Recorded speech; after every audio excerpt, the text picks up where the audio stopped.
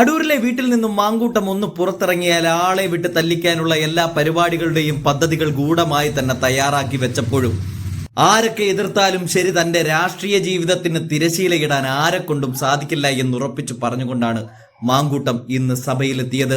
Congress parliamentary പാർട്ടിയിൽ നിന്നും പുറത്താക്കിയത് കൊണ്ട് തന്നെ പ്രത്യേക ബ്ലോക്കൊക്കെയായി സഭയിൽ ഒറ്റപ്പെട്ടവനെ പോലെ ഇരിക്കേണ്ടി വരും എന്നുള്ളത് കൊണ്ടും കഴിഞ്ഞ 26 ദിവസമായി വീടിന് പുറത്തേക്ക് പോലും ഇറങ്ങാതെ നിൽക്കുകയും ചെയ്ത മാങ്കൂട്ടം ഇനി സഭയിലേക്ക് വരില്ല എന്ന് സകലരും ഉറപ്പിച്ചു. എന്നാൽ അവിടെയാണ് സകലരെയും ഞെട്ടിച്ചു മാങ്കൂട്ടം സഭയിലേക്കും പിന്നാലെ നടു റോഡിലേക്കും ഇറങ്ങിയത്. ആ രംഗങ്ങളൊന്ന് കാണാം. ഏതെങ്കിലും കാലത്ത് പാർട്ടി അനുകൂലമായതോ വ്യക്തിപരമായി പ്രതികൂലമായതോ തീരുമാനം എടുക്കുമ്പോൾ ആ തീരുമാനത്തെ ധിക്കരിക്കുവാനോ ലംഘിക്കുവാനോ ഒരു കാലത്തും ശ്രമിച്ചിട്ടുള്ളൊരു കോൺഗ്രസിൻ്റെ പ്രവർത്തകനല്ല ഞാൻ. അപ്പം ഇപ്പോഴും സസ്പെൻഷനിലാണെന്ന് പറഞ്ഞാലും ഞാൻ പരിപൂർണമായി പാർട്ടിക്ക് വിധേയനായി മാത്രം പ്രവർത്തിക്കുന്ന ഒരാളാണ്. മറ്റൊരു വാർത്ത വന്നത്, ഞാൻ ഇന്ന് ഏതൊക്കെയോ നേതാക്കന്മാരെ കാണാൻ ശ്രമിച്ചു, അവരാരും കാണാൻ സമ്മതിച്ചില്ല. ആ വിഷയത്തിലും എനിക്ക് പറയാനായിട്ടുള്ളത്, ഒരു സസ്പെൻഷൻ കാലാവധിയിൽ ഉള്ള ഒരു പ്രവർത്തകൻ എങ്ങനെയൊക്കെയാണ് പെരുമാറേണ്ടതെന്നുള്ളൊരു ബോധ്യം ഈ പാർട്ടിയുടെ നിരവധി കാലമായിട്ടുള്ളൊരു പ്രവർത്തന നിലയിൽ എനിക്കുണ്ട്. അപ്പോൾ അതുകൊണ്ട് ഞാൻ ഒരു നേതാവിനെ കാണാൻ ശ്രമിച്ചിട്ടില്ല. കാരണം സസ്പെൻഷൻ പീരീഡിന് ചില മാനദണ്ഡങ്ങളുണ്ട്. വ്യക്തിപരമായി കാണാൻ ശ്രമിച്ചിട്ടില്ല, ആരെയും കണ്ടിട്ടില്ല, ആരും അനുവാദം അതുകൊണ്ട് തന്നെ നിഷേധിച്ചിട്ടുമില്ല. പിന്നെ മറ്റൊരു കാര്യം എനിക്ക് സൂചിപ്പിക്കാനായിട്ടുള്ളത്, ഇപ്പോൾ ഈ ആരോപണങ്ങളൊക്കെ ഉണ്ടായി, ചില മാധ്യമങ്ങളൊക്കെ ഞാൻ മൗനത്തിലാണെന്നൊക്കെ വാർത്ത കൊടുക്കുന്നുണ്ട്. ഈ ആരോപണം വന്ന് തൊട്ടടുത്ത ദിവസം തന്നെ വളരെ വിശദമായ മാധ്യമ സമ്മേളനം നടത്തിയ ആളാണ് ഞാൻ. അത് കഴിഞ്ഞ് പിന്നെയും എനിക്ക് കുറച്ച് കാര്യങ്ങൾ കൂടി പറയണമെന്ന് തോന്നിയപ്പോൾ അത് ഞാൻ പിന്നെയും മറ്റൊരവസരത്തിൽ അതിനകത്തും ക്ലാരിഫിക്കേഷൻ വരുത്തിയ ആളാണ് ഞാൻ. ഇപ്പോൾ ഇതിനകത്ത് ഒരു അന്വേഷണം നടക്കുകയാണ്. ആ അന്വേഷണ സംഘത്തിൻ്റെ സാങ്കേതികത്വത്തിലേക്കൊന്നും ഞാൻ കടക്കുന്നില്ല ഇപ്പോൾ. പക്ഷേ നിങ്ങൾക്കൊരു കാര്യം ഉറപ്പുള്ളത്, ഈ ഇടതുപക്ഷ സർക്കാരിനെതിരെ ആദ്യമായി സമരം ചെയ്തപ്പോൾ 18ാമത്തെ വയസ്സ് ജയിലിൽ പോയ ആളാണ് ഞാൻ. പക്ഷേ ഏറ്റവും കൂടുതൽ കാലം ജയിലിൽ പോയത് പിണറായി വിജയൻ സർക്കാരിൻ്റെ കാലത്താണ്.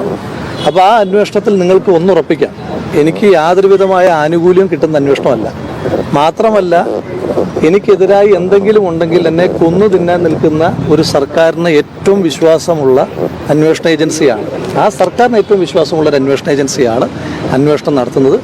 അതുമായി ബന്ധപ്പെട്ട് അന്വേഷണങ്ങൾ നടക്കട്ടെ, ആ അന്വേഷണങ്ങൾ പുരോഗമിക്കട്ടെ. അതിൻ്റെ ഓരോ ഘട്ടത്തിലും അതുമായി ബന്ധപ്പെട്ട കാര്യങ്ങൾ വളരെ വിശദമായി തന്നെ നിങ്ങളോടെല്ലാവരോടും വളരെ കൃത്യമായി തന്നെ ഇടയ്ക്കിടയ്ക്ക് സൂചിപ്പിക്കാം.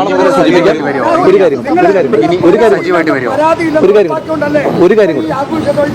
കാര്യം കൂടെ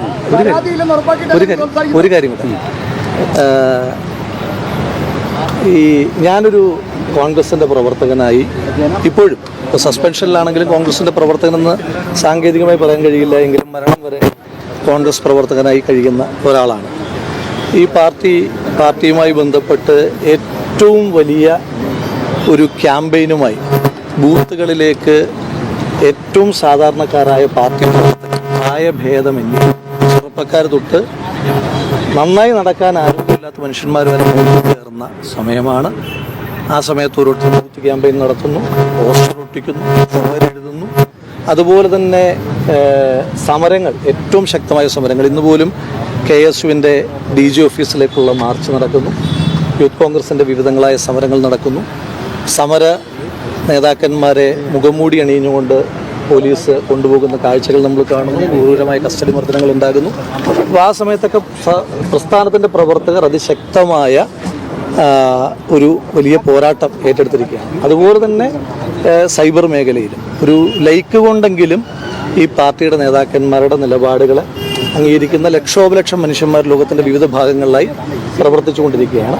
അപ്പോൾ ആ പ്രവർത്തകരോടുള്ള എൻ്റെ മുൻകാലങ്ങളിൽ പദവികളിൽ ഇരിക്കുമ്പോഴും ഞാനങ്ങനെ ഏതെങ്കിലും തരത്തിലുള്ള ആജ്ഞകൾ കൊടുക്കുന്ന ഒരാളല്ല, എന്ന് വെച്ചാൽ ഉത്തരവുകൾ കൊടുക്കുന്ന ഒരാളല്ല. എന്നും പ്രവർത്തകനായിട്ട് തന്നെ പ്രവർത്തിക്കുന്നു. ഇപ്പം എനിക്കൊരു പ്രവർത്തക നിലയിലുള്ള അഭ്യർത്ഥന, എല്ലാ കോൺഗ്രസ് പ്രവർത്തകന്മാരും സർക്കാരിനെതിരായിട്ടുള്ള പ്രവർത്തനങ്ങളുമായി ഏറ്റവും ശക്തമായി മുന്നോട്ട് പോകുവാൻ നിങ്ങളുടെ ഇനിയുള്ള സമയവും ഊർജവും ചെലവഴിക്കണമെന്ന് മാത്രമാണ്.